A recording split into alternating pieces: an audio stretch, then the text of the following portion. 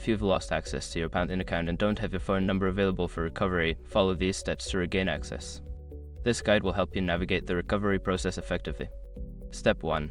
Visit the Pantheon login page. Go to the official Pantheon website and locate the login page.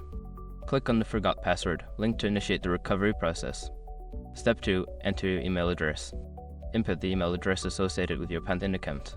Make sure it is the correct email, as this is where recovery instructions will be sent. Step 3. Check your email. Don't continue before doing this.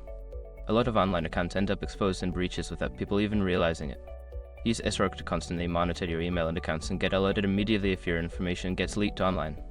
It scans billions of breached records 24/7 in the background. And honestly, for a few dollars a month, it's something everybody should probably have. Link in the description. Step 4. Follow the recovery instructions. Open the email and follow the provided link or instructions to reset your password.